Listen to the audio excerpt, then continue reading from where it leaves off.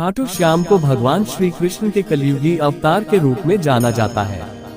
ऐसा कहे जाने के पीछे एक पौराणिक कथा हाथ है। राजस्थान के सीकर जिले में इनका भव्य मंदिर स्थित, जहां हर साल बड़ी संख्या में श्रद्धालु आते हैं। लोगों का विश्वास है कि बाबा श्याम सभी की मुरादें पूर्ण करते हैं और रंग को भी राजा बना सकते हैं। कौन है बाबा खाटू श्याम? बाबा खाटू श्याम का संबंध महाभारत काल से माना जाता है। यह पांडुपुत्र भीम के पौत्र थे। ऐसी कथा है कि खाटू श्याम की अपार शक्ति और क्षमता से प्रभावित होकर श्री कृष्ण ने इन्हें कलयुग में अपने नाम से पूजे जाने का वरदान दिया। खाटू श्याम की कथा। लाक्षागृह की घटना में प्राण बचाकर वन भटकते पांडवों की मुलाकात हिडिंबा नाम की राक्षसी से हुआ। यह भीम को पति रूप में प्राप्त करना चाहती थी। माता कुंती की आज्ञा से भीम और हिडिंबा का विवाह हुआ, जिससे घटोत्कच का जन्म हुआ। घटोत्कच का पुत्र हुआ बर्बरीक, जो अपने पिता से भी शक्तिशाली और मायावी था। बर्बरीक देवी का उपासक था। देवी के वरदान से उसे 3 दिव्य बाण प्राप्त हुए थे, जो अपने लक्ष्य को भेद कर वापस लौट आते थे। इनकी वजह से बर्बरीक अजेय हो गया था। महाभारत के युद्ध के दौरान बर्बरीक युद्ध देखने के इरादे से कुरुक्षेत्र आ रहा था। श्री कृष्ण जानते थे कि अगर बर्बरीक युद्ध में शामिल हुआ तो परिणाम पांडवों के विरुद्ध होगा। बर्बरीक को रोकने के लिए श्री कृष्ण गरीब ब्राह्मण बनकर बर्बरीक के सामने आया। अनजान बनते हुए श्री कृष्ण ने बर्बरीक से पूछा कि तुम कौन हो और कुरुक्षेत्र क्यों जा रहे हो। जवाब में बर्बरीक ने बताया कि वह एक दानी योद्धा है, जो अपने एक बाण से ही महाभारत युद्ध का निर्णय कर सकता है। श्री कृष्ण ने उसकी परीक्षा लेनी चाहिए, तो उसने एक बाण चलाया, जिससे पीपल के पेड़ के सारे पत्तों में छेद हो गया।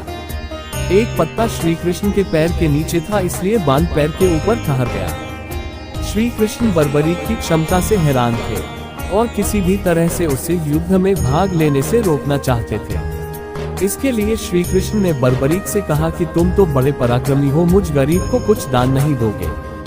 बर्बरीक ने जब दान मांगने के लिए कहा तो श्री कृष्ण ने बर्बरीक से उसका शीश मांग लिया। बर्बरीक समझ गया कि यह ब्राह्मण नहीं कोई और है और वास्तविक परिचय देने के लिए कहा।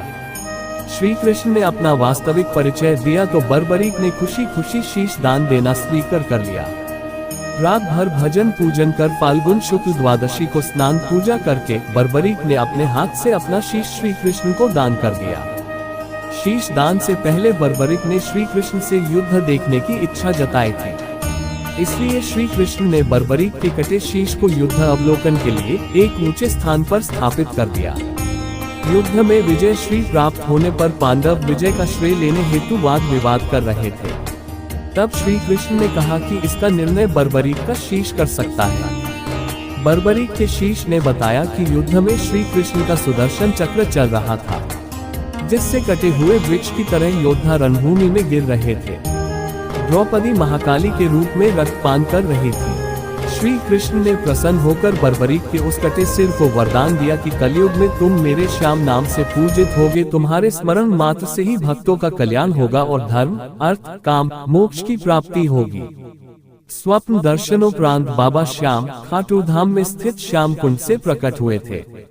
श्री कृष्ण विराट शालिग्राम रूप में संवत 1777 से खाटू श्याम जी के मंदिर में स्थित होकर भक्तों की मनोकामनाएं पूर्ण कर रहे हैं। हर साल लगता है खाटू श्याम मेला। प्रत्येक वर्ष होली के दौरान खाटू श्याम जी का मेला लगता है। इस मेले में देश विदेश से भक्तजन बाबा खाटू श्याम जी के दर्शन के लिए आते हैं। इस मंदिर में भक्तों की गहरी आस्था है। बाबा श्याम, हारे का सहारा, लखदातार, खाटू श्याम जी, मोरविनंदन, खाटू का नरेश और शीश का दानी, इन सभी नामों से खाटू श्याम को उनके भक्त पुकारते हैं। खाटू श्याम जी मेले का आकर्षण यहाँ होने वाली मानव सेवा भी है। बड़े से बड़े घराने के लोग आम आदमी की तरह यहाँ आकर श्रद्धालुओं की सेवा करते हैं। कहा जाता है ऐसा करने से पुण्य की प्राप्ति होती है। खाटू श्याम जी के चमत्कार। भक्तों की इस मंदिर में इतनी आस्था है कि वह अपने सुखों का श्रेय उन्हीं को देते हैं। भक्त बताते हैं कि बाबा खाटू श्याम सभी की मुरादें पूरी करते हैं। खाटू धाम में आस लगाने वालों की झोली बाबा खाली नहीं रखते हैं।